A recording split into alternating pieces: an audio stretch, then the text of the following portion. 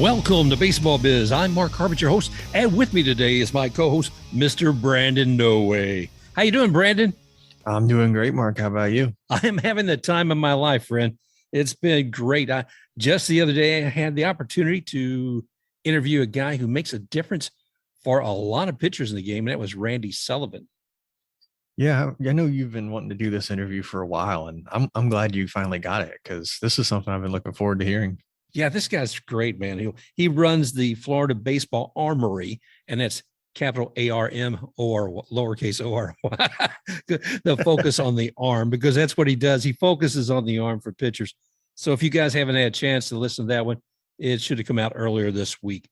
And it's a really great story to tell about how he got there, some of the pitchers he's worked with, and what he's done and strategies to develop not only a greater arm and a variety of pitches, but also being able to do that and finding a way to, I don't want to say reduce pain, but reduce injuries at least. So that's something he does, and really, really glad he was able to join us. So thanks again, Randy, for joining us the other day.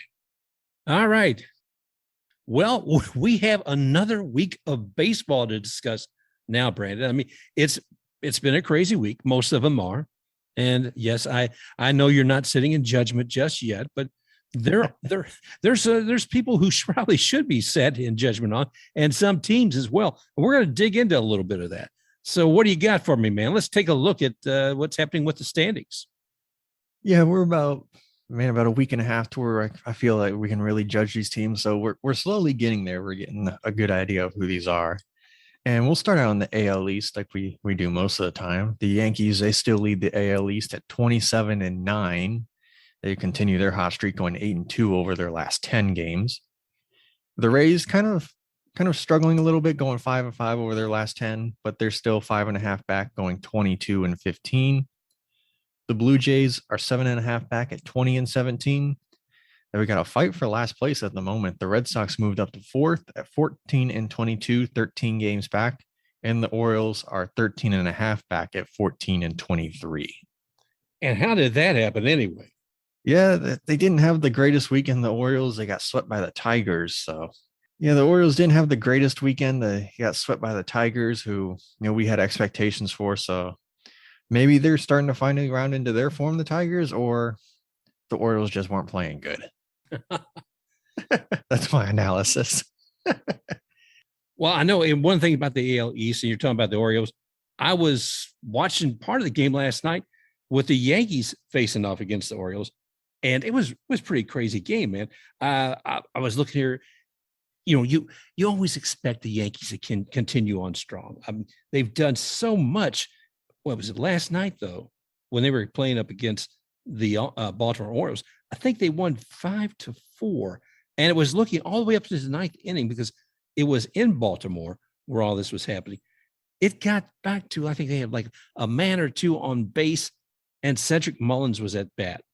Unfortunately, at that moment, he hit a pop-up, and Mr. LeMay, who caught it, and it was over with. But to think, though, that they were that close to beating the Yankees, I think that meant a lot. Yeah, sometimes you come close to beating teams that are better than you. Sometimes you don't even come close. That's just what happens. But, we've said it before. The Orioles are some team that we think can make a little bit of noise. We don't think they'll be a playoff team, but we don't think that they're going to be the rollover that they were last year. Yeah, I've been kind of watching the Tampa Bay Rays because they've kind of been off and on. They lost a game to the Tigers the other day, and I don't hold the Tigers in the highest estimation. I don't run them off the cliff either, but, for them to beat Tampa Bay, I thought, wow. But, and it was interesting because Tampa Bay, they had been kind of in a drought with some of their players. I saw, Wander Franco and Ji-Man Choi. Both of those gentlemen were like about 0 for 18 coming up to the bat a couple of games ago. And luckily they broke out of that. And last night they beat the Tigers, but wow. There are droughts in a game. There are droughts that players sometimes have to fight against. Yeah, and the Rays offense, they all went cold at the same time. Sometimes a guy will go cold and another guy will get hot. They sort of balance each other out. But this time around, everybody went cold at once. Franco went cold because Rosarena went cold in front of him, and Ji-Man Choi, he went cold as well. So they pretty much went cold all at the same time, and they had, I believe it was like a 172 average over a week stretch. So a pretty rough stretch there, but maybe they bounced back last night. Yeah, so we'll see how it goes. I mean, continue to watch this. I mean, the Yankees, they're at 750, man. There they are. I mean, they're just absolutely cooking with their percentage. I guess if you look across both leagues, they're still leading all of them. Yeah, they're on a ridiculous pace right now, and I don't really think that they can keep it up. I mean, they'd be winning 120 games in a season. That's something you really don't think could happen, but I mean, you never say never, but that'd be a ridiculous pace, especially in this division where you have the Rays and the Blue Jays who could get hot at any moment. Absolutely. Well, and looking at the AL East, we can kind of come back to the Orioles because there's some sad news. I mean, we look back with what happened with Tyler Skaggs, but there was a story that was still developing, after his death. And that came with the other day with the Matt Harvey suspension. Got some details for us on that, Brandon? Yeah, this comes from Steve Gardner of USA Today, where Matt Harvey has been suspended 60 games without pay for violating MLB's joint drug prevention and treatment program that came out Tuesday. I'll just read the quote from the story where, quote, Harvey admitted he and former LA Angels teammate Tyler Skaggs provided each other with drugs during the February trial of former Angels communications director Eric Kay, who was found guilty of supplying a fentanyl-laced opioid that resulted in Skaggs' death back in 2019. And he was given immunity from criminal prosecution during that testimony, but the MLB could still suspend him, even though he was given immunity during the legal process. I mean, it's a tragedy what happened with Tyler. And I don't know what appropriate penalty is for that, but I'm sure this is something that, Max is going to carry at his heart or I should say that Matt is going to carry close to his heart for the rest of his life. And I was glad that he was upfront about it, that he didn't try to hide it. But it's a sad moment in the game and certainly for the Orioles as well. Yeah, it's just all around sad. I'm pretty much with you in lockstep where I don't know what the exact punishment should be, but I mean, he's going to have to live with this the rest of his life. So yeah, that's a pretty big blow right there. Yeah, it'll be interesting to see what happens with the rest of his career as well. Well, after that downer, we can bring it back up a little bit. Okay, what are we finding out in the other divisions?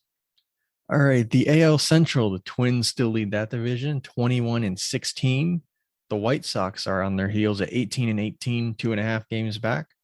The Guardians 16-18, 3.5 back. The Royals 7 back at 13-22.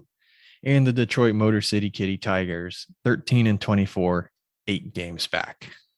Wow. And the Tigers, what is their record here for the last 10 games? They are playing 500, 5-5. 5-5. Okay. I know we'll talk a little later. You were saying that there seems to be a lot of that middle range about the 500s for the last week. But we'll talk about that maybe a little later. Was there anything that really stood out to you on the AL Central this week? On the AL Central, I mean, nothing really. It seemed like just a relatively quiet week. The Royals did beat the Rockies. Yeah, the Royals took 2 out of 3 from the Rockies, and that was in Colorado as well. So we said that the Rockies, they might hang around a little bit and eventually fall off, and losing a series to the Royals in your own house, that's not really going to help you down the road. No, not at all. Not at all. Moving on to the AL West, the Astros lead that division at 24-13. They're in a hot streak as well. They're 8-2 over their last 10. The Angels are hot on their heels. They've stumbled a little bit, going 6-4 over their last 10, but they are still 24-15 on the year. Then we go back a little ways to the Rangers, who are 16-19, 7 games back. The Mariners, 8 games back at 16-21. And the Oakland A's, 16-23, 9 games back. Wow. The Athletics and Angels had a little bit of a scuff up. Well, scuff up's the wrong word. A bit of an incident during a recent game this past week. And that was with unfortunately the umpire, the plate umpire being injured. He got hit twice. He got hit twice by the A's, man. He got hit pretty good the first time, and a couple of innings later, bang, he got hit again by the pitcher. Two different pitchers, but yeah, he removed himself from the game. Thank God. As bad as he got hit the first time, I was like, man, please get out of there. But they had to reduce themselves down to a 3-man crew. I haven't heard any more about how things are going, with Max Foster since he got hit, but it made for a difficult situation, for him. And it was interesting to watch when that happened after he got hit the second time. I can't remember if it was the second or third base umpire. They immediately ran out off of the field and I guess back in to get dressed as if they were the home plate umpire, because there's all that other gear they got to put on under their uniform. So they moved quickly and that happened. But wow, it's a dangerous job, man. As much grief as we like to give a lot of the umpires, it can be a dangerous job. We hope that Max Foster is doing well. Yeah, don't let anybody say it's not a contact sport. No. A little bit more. I want to talk later on too about the Oakland A's, about attendance in their park. We can get into that in just a little bit, but right now let's go ahead and one other thing I want to talk about too is in the AL West. The Astros, man, the other night they had 5 home runs in their second inning. Jeez, man. Most teams don't even get 5, like the Tigers. They didn't even get 5 home runs over like a 2-week span. The Astros did it in that might have been maybe a 20-25 minute span. Yeah, that was just insane. But woof, a lot of crazy things going on there in the AL West. Yeah, and one more thing possibly before we move on from the AL West, Reid Detmers won the AL Player of the Week. Player of the week, but pitcher, but yes, he got Player of the Week. And yeah, I got some grief about some stuff about Reid Detmers on Twitter. Maybe we'll talk about that a little later too. Oh yeah, I definitely want to talk about that because that was interesting. I've never seen that happen to you before, but yeah, he got the honors of Player of the Week, mostly because of his no-hitter against the Rays. 1 walk, 2 strikeouts in that game, throwing the no-hitter. He didn't follow that up with the greatest outing, going 3 2/3 with 3 earned runs, 2 walks, 4 strikeouts against the Rangers his next outing.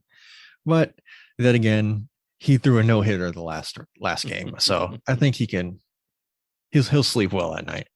I think so too. Oh man. No, I appreciate what he does. And I'm looking for more great things from him. And like I said, he had a great game the other day and then a couple of not so great games after that. But he was being recognized for that as the AL Player of the Week. And there's a pitcher of the month. I don't think they do a pitcher of the week. So he's the AL Player of the Week. It's all part of the ebbs and flows of the season. All right, we'll head back east. Start out with the NL East. The Mets lead that division 24-14. They've been playing 500 ball recently, but pretty much everybody in the NL has as well, as the Marlins have been 5-5 over their last 10, 6 games back at 17-19. The Fighting Phils in third, actually tied for second at 17-19, 6 games back as well. Just behind them, 6.5 games back of the lead, the Atlanta Braves at 17-20. And then we got to go a long ways back to the Nationals, who are 12-26, 12 games back. Yeah. This is interesting division. You say, oh, that's Steve Cohen's division. He spends the money. He's got the team. He's going to lead all the way down. But for the last 10 games, like you're pointing out, man, it was 5-5. So I don't know. Miami's really caught my attention, and I'm going to stay on top of them. One, because I just like that team, period. They've got Jesus Aguilar on there. And of course, the guy they brought in this year, Soler, he's just been outstanding to watch too. So Joey Wendle. Oh, that's right. So, there's a lot of talent in that team. I'm not even talking about Jazz, Chisolm, and some others. So Miami, I'm going to keep my eye on them. That's for sure. And we're talking about the Phillies. The other Player of the Week, he's there from that team. A name I think pretty much everybody's been able to recognize for the last few years. That's Mr. Bryce Harper. He got injured recently, but and so he's serving as a DH, is still able to perform well there. I think he's taken a day off here and there, but he's not evidently completely incapacitated, but he might be doing the DH duties, in which he is certainly capable of for the Phillies. Yeah, and if he's your DH, that's a pretty good position to have him in. Having him relegated to hitting duties only, as this article says, that's really not a hamper at all. That could be even better, depending on who your replacement for him is. And that seems to be working out for him pretty well if he ended up being the player of the week. Indeed. Well, I don't know. We'll see what happens. We know what's happening, of course, with Washington kind of bringing up the rear. And believe it or not, I might see them sometime soon. I want to get a visit up to D.C. Maybe they'll play the Dodgers or something while I'm there, make an interesting game. That seems like a really nice stadium to go see. And plus, it's right around the corner from, all the monuments and stuff in DC. So, I mean, I'd like to go up there one day. I love history. Yeah. Well, the right now, the Nationals are making the kind of history they don't want. So, anyway, so much for the NL East. At least it's a nice stadium, though. That's true. I look forward to it. All right, moving on from the East down to the Central, out to the Central, I should say. The Brewers lead at 23-14. Just behind them, the Cardinals at 20-16, 2.5 games back. Then we got to go a few games to the Cubs, who are 15-20, 7 games back. The Pirates 15-21 at 7.5 back. And then the Reds 12.5 back, who, good news, Red fans, they have broken the 500 mark over their last 10 games, going 6-4. So there's a positive. Woo-hoo-hoo. Even though you did throw a no-hitter and still lose. So well, that gives them a better last 10 games than 3 of the other teams. They're doing better than Milwaukee, St. Louis, and Pittsburgh in the last 10 games. So go figure that. And both they and the Cubs are 6-4. So that's something. But watching the Reds, trying to scratch back and all, I mean, it seemed like just barely a week ago, they only had like 3 wins. So it's significant to see some movement there. To me, I've always looked at the Reds. Well, not always the Reds look at it this way, but it's Pittsburgh as being bottom feeders. Both of them have always had some difficulties putting together a team that makes sense. And a lot of people, I think, would criticize both of those ownerships or general managers for their willingness to field a strong team. Yeah, I know Pirates fans have been doing it for years now. They've been very critical of ownership of not being willing to spend the money. So, that sounds familiar here. Mm-hmm. And now we know the Reds have been yelling that recently as well with what their owner came out and said before the season. It was actually opening day, wasn't it, when he came out and pretty much insulted everybody? Yeah. Good old was it Castellini or whatever he was, and basically hinting that, what do you want to do? Where do you want to go? Huh? Where is it? Well, we're gonna go watch the Super Bowl team. Oh gosh, man! I tell you what, I know you can't wait for the Bengals when you think about Cincinnati. But never thought I'd be saying that. Oh, well, but it was interesting to see though that there's a no-hitter thrown between the two of them. Yeah, the Reds somehow threw a no-hitter and lost. And I saw that, I was like, man, how does that happen? First of all, you should be contracted if you can do that. Because if you could throw a no-hitter and still lose, how do you do that? I can't imagine. But at least in good news, they're not the only team to do that in the modern era. The only bad news is the modern era is since 1900. It's actually been done 5 times. The last time was in 2008 when the Angels lost to the Dodgers 1-0. Then in 1992, the Red Sox lost to the then Indians at 2-1. Yankees lost to the White Sox 4-0. I do not know how you get no hit and score 4 runs. I don't know. I do not know how that happens. We should do a show just on that game. We can do one of those reaction shows where we just watch the game. I want to see how that happened. Then we had to go all the way back to 1967 with the Orioles and Tigers losing 2-1. And then in 1964, the only time it happened in the National League before last week, the Colt 45s lost to the Cincinnati Reds 1-0. Ooh. Well, history teaches us a lot, I guess. And I don't know. I may have to go back and watch that game between the Reds and the Bucks on that one. The Reds and the Pirates, rather. Same thing, only different. I just can't wrap my head around that. You don't allow a hit, but you still lose. That's like a little league thing. Yeah. And even then that doesn't happen. We'll leave it to the Reds and the Pirates to pull something like that together. I know it's our job to talk, but that has me at a loss for words. With you, brother. I'm with you. All right. What else we got?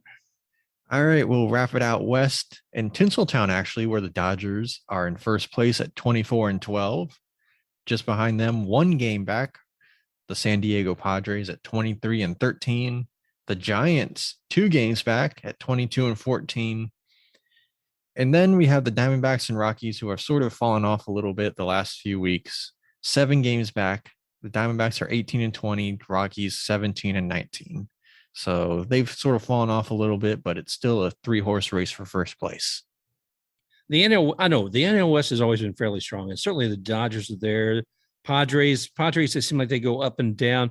The Giants have always been kind of a favorite team of mine, and we'll talk about them a little bit more when we get to when you and I talk about some stadiums here soon. It's always a very interesting division to look at, and when, especially like you said, when we see 3 teams above 600, wow, yeah. If you go to AL Central, they don't have one team over 600. So wow. Yeah, around baseball itself, outside of the NL West, there's only 5 teams that are actually above 600 at the moment. And looking at the rest of the National League, I found this kind of funny. I mean, I don't know how often it happens, but I brought it up to you pre-show. All but 3 teams are pretty much playing at a 500 rate, either being 4-6, 5-5, or 6-4. The only teams that stand out are the Nationals going 3-7, the Giants 8-2, and the Rockies 2-8. Outside of that, everybody else is pretty much playing 500 ball. That's interesting to me. I don't know. Maybe it's just maybe it's a balanced schedule this past week. We'll see what happens. Yeah, we can go with that. All right. That's all I got, brother. Well, we're talking. That's all I got too. So you got one thing I want to tell folks too. If you're interested in finding out more about like when Max Foster got hit or anything about umpires, there is a website, closecallsports.com. They've got a lot of information there, but you really want to find anything, but then look up Close Call Sports on YouTube. Brandon, they've got more ejections on their channel than I think people want to shake a stick at, but it's certainly entertaining. So check that out if you like, folks. Didn't you say something about like an ejection fantasy league or something like that? Yeah, I've got to do homework on that one. But yeah, they're talking about an ejection fantasy league, and I can't even begin to think of where that ends and starts. So, well, maybe we can get the person who runs that channel on one of our calls here, on one of our shows here soon. Yeah, that'd be interesting. And I got to look more at this site. This sounds kind of funny, actually. Oh, brother. Well, you and I were talking too the other day about, where we'd like to go. I said something about maybe I'll be going up to see the Nationals soon. I know another one I think of sometimes is Chicago. We had Nick Morowski on here recently, and thinking about every time I think they had a home run, they shoot up fireworks there. What are some of the stadiums that you would like to go to? Oh, I actually have a few, actually. I did a top 5 for you, and we can start out with number 5 for me is Pepco Park out in San Diego. And, I thought, how many cities could you spend your day at the beach or the boat, then go downtown, have a nice dinner, and close the day at a game? I can only think of 2 off the top of my head, us in San Diego. And I thought it'd be cool to just, spend the day out on the water, see those aircraft carriers across the water from downtown, and then close out the day with a good game, maybe even when they play the Dodgers in a battle for first place. The one I think I'd really like to go out to and see is the Giants. Yes. Looking out there at Oracle Park. Now, they're the ones, if I remember correctly, where you basically got a splash zone. I mean, people are out there in the kayaks in the bay waiting to catch a home run that goes over the wall out into the water out there. I think I even saw a guy that took a portable grill out on his kayak one year. I don't know how you do that, but only in San Francisco, buddy. No, I would say that would be one I want to go to. Like I said, and I mentioned Chicago earlier. I'd like to see that. Let's see if I was going to have my short list. I think Fenway, just to see the ridiculous nature of the monster and the rest of that piece. But Okay. All right. So I'm kind of limited, Brandon. I mean, as I say, the Giants Oracle Park is one of mine that I'm really looking forward to. What else you got on your list? All right. Well, maybe I can, inspire you for more parks to visit. As number 4 on my list is Kauffman Stadium out in Kansas City. And I always thought it was, really underrated. I always thought it was a very nice stadium. It doesn't look its age. It was made in like the 60s, I believe. And I thought it'd be cool to just, go see the fountains, watch a game out there and walk through that Royals Hall of Fame. And especially now, because it came out that they could possibly be leaving for a downtown stadium sometime in the near future. All right, sticking in Missouri for my number 3 is Busch Stadium in St. Louis, of course. Built on the site of the old Busch Stadium, I've heard it's a really beautiful looking stadium. It's all brick in downtown St. Louis with the view as the arch. To me, that seems like a really great place to watch a game. And, the Cardinals are similar to teams like the Steelers, where pretty much no matter what, they always seem like they're at the top of the standings or they're just always good. And, they have one of the best fan bases in all sports, and they have pretty good barbecue as well. Serve me up some of that barbecue, buddy. All right, number 2. We talked about this team earlier, and thankfully their stadium is a lot better. It's PNC Park in Pittsburgh. They have a beautiful view of downtown Pittsburgh on the shores of the legendary Three Rivers. And, thankfully the stadium is a lot better than the on-field performance because, that's a beautiful ballpark. You get to see the Pirates, and maybe they're wearing their yellow jerseys and black pants like I've seen them wear in Little League games. I think that'd be a great place to go watch a game, especially at night. Yeah. When you're talking about the uniforms, I like the little boxy caps they used to wear too. Oh yeah. I think those are good. I kind of like to see those designs a little bit more, every once in a while for a throwback. But closing out, you mentioned this one earlier. My number 1 park I want to visit is Oracle Park in San Francisco. It's oftentimes discussed as the most beautiful ballpark to watch a game. And, you have a view of the San Francisco Bay. And you could also get a picture with a giant glove and a Coke bottle in left field. Plus, how many places can you sit outside the stadium and get a home run on a kayak? So maybe we could, go out there one day and we could try and tip each other over for a home run ball. I like that. That sounds like a lot of fun. What you said earlier, even there was somebody out there with a kayak and cooking barbecue while they were hunting balls. Yeah. Like he was cooking hot dogs or something, like one of those little portable girls you can see. Got his little hibachi. That sounds dangerous, but interesting nonetheless. Yeah, one of the things being baseball biz that I like about the Giants Oracle Park is, they're the first privately financed ballpark in Major League Baseball. I was looking at one statistic since 1962. So when we look at a lot of these different ballparks where you see the cities have been asked to put up a lot of cash, it's nice to see that there's a ballpark like Oracle Park where it was privately financed and said, come on in, folks. We're going to pick up the bill for you when you don't have to have a new tax bill just to pay for a ballpark. Ooh, yeah. And it's a beautiful stadium too. You get a stadium like that pretty much for free. You don't have to, pay anything out of pocket yourself. It doesn't get anything taken away from any other programs or anything. The team says, hey, we're going to pay it for you, which, to us, that sounds beautiful right about now, but we all know that might not happen. Maybe that should inspire other teams that if they can pay for a beautiful ballpark like that themselves, why can't I do it myself? I can one up you. Yeah, we both have a team that we'd like to see that happen with. And we look and we look and we look at the Trop. Those are your top stadiums, though. Would you run down that list again for me? Yes, it is. I'll bring that back up. Petco Park, Kauffman Stadium, Busch Stadium, PNC Park, and No, I'm just kidding. Oracle Park at number 1. Oh, okay. You held your breath on that one, but the Tropicana, yeah, with the Rays, right?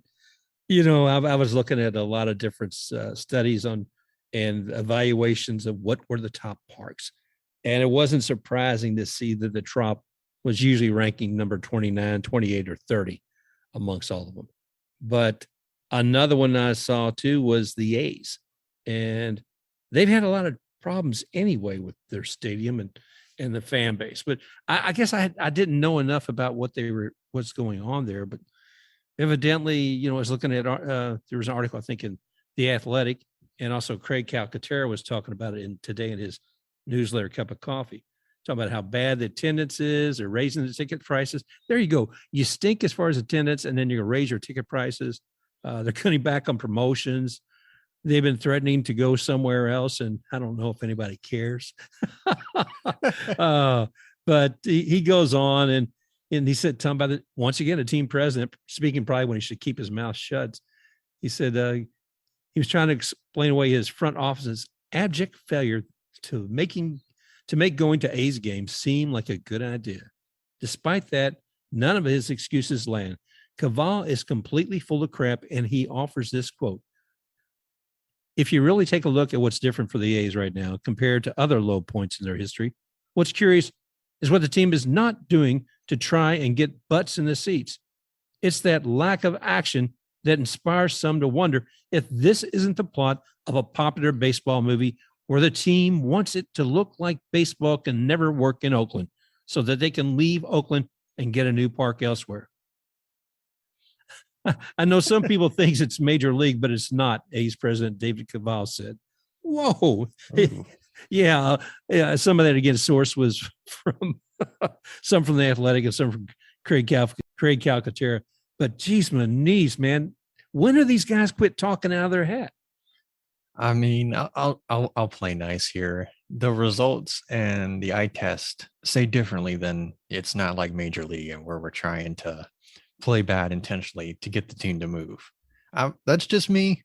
From the very limited A's games I've watched, I think I'm seeing a different story than him. Yeah, well, we'll see how that goes. So I wish those fans, well, all of them in that park, whoever many of them may be or not be.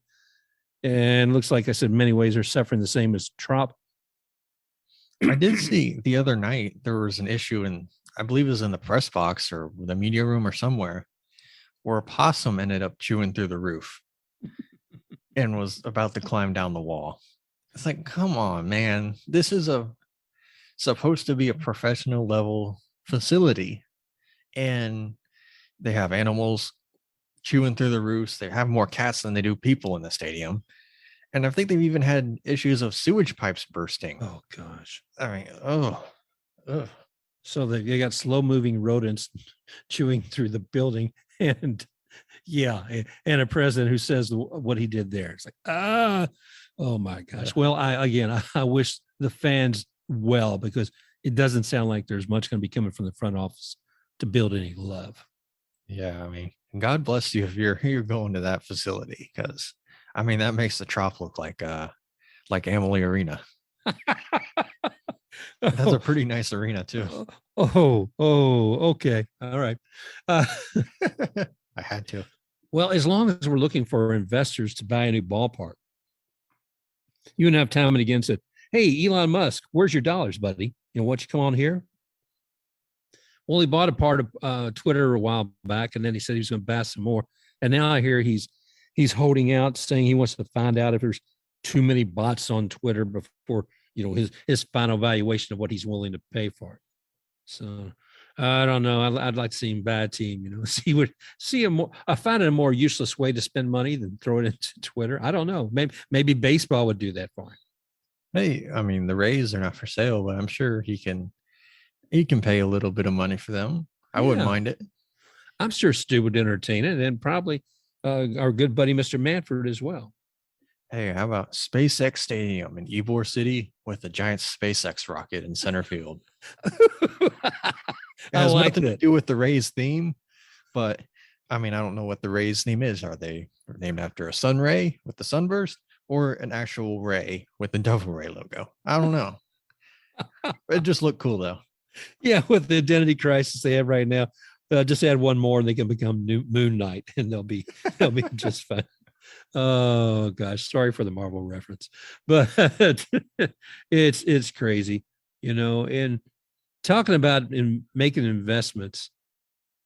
We've been seeing, we've talked before about a lot of owners who invest more than just in baseball, and it looked like the Dodgers, they were trying to get that Chelsea team. The soccer. Well, I should say, try this again. We look at the Dodgers. They're looking at buying a soccer team, or a football team. I don't know what properly to say it, but evidently there's some buzz out there now that they may not be getting that. And as long as we're talking about buzzes, why don't we talk just briefly too about our mailbag? Does this mean we get to hear about your Twitter incident you had over the weekend? Oh gosh, dude, help me out. Help me out. You know, I sometimes question whether I have a life, but then I have to wonder if other people do as well. I put something out there, you know, Passon said something about, I can't remember who it was about, but about a player who had been passed on and then looked like things were going to happen again for them. Maybe they would, maybe they wouldn't. And I mentioned the guy who's the player of the week there, Mr. Detmers, because I thought, I wanted to celebrate what he'd achieved. And I said, well, you should look at what happened with Reid, because, he passed early on when he was like 17 in high school and he had an opportunity. And then later on, he was drafted in at a much higher number, when he was actually in college. Well, good heavens and Murgatroyd and everything else to boot, man, did I just stir up a hornet's nest. People find something better to do. A guy came out because I started out with saying, it's worth noting that Reid Detmers, well, the next thing I know, another guy's come back and said, it's not worth noting. I thought, okay, Jesus cracker. There's no relationship. There's no comparison. Hey, and maybe he's right. I said something to the point, well, thank you, sir, for pointing that out, and I appreciate it. But boy, it didn't stop. It was like sewage just piled straight out of Oakland Stadium all over the place. My. Yeah. I think your one response was like, yeah, I live in crazy or unrealistic or something like that. He said, yeah, this is crazy. I said, yeah, I live in crazy, dude. Come on. If you don't live in crazy in here in baseball, shame on you. And for God's sakes, quit taking it so seriously. And somebody said that. One of them said, relax. and here it is, 4 or 5 days later, and I'm still seeing people liking this, or remarking to this. I'm thinking, good gravy. I'd forgotten as soon as I'd written the tweet, and these people are sticking on it for days on end.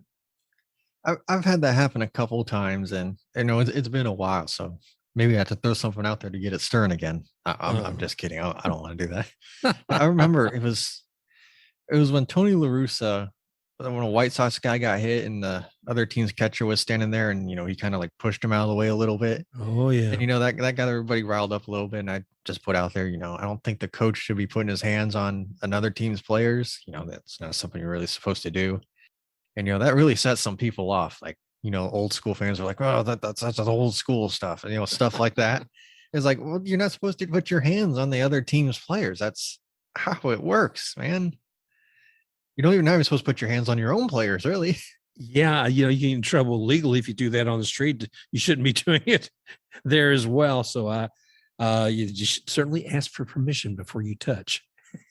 Hey, I like a little drama. I just don't like being the one that causes it or being in the middle of it. No. So beware what you write on Twitter, because somebody might not take kindly to it. I remember when Twitter first came out and people said, hey, I had lunch today and I had a peanut butter and jelly sandwich down at the deli. It's like, who cares?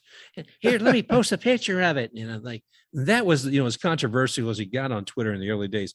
But now, brother, all the politics and everything else involved, it's like, Elon, I don't care if you bad or not.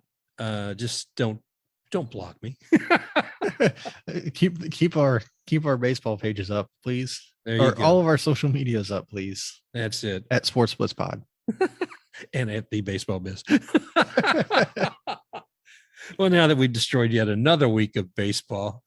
We were doing so good for a while. Oh yeah. You got any other crumbs or large boulders of stuff that we need to discuss here today? No, I think we got all of our crumbs out of the way. Okay, man. Well, dust off the table and take us out of here. All right, everybody. Thanks for listening once again. Remember, you can follow me at Sports Split Pod, and you can follow Mark at the BaseballBiz on Twitter. And send us your opinions if you want. As you can see, we're no stranger to hearing differing opinions. Oh yeah. And we love to hear it. We love to hear from you. Remember to like, rate, review, subscribe. Tell your friends, family about us if they love baseball. Give us a listen, and we'll see y'all next week. Special thanks to X-Take RUX for the music Rocking Forward.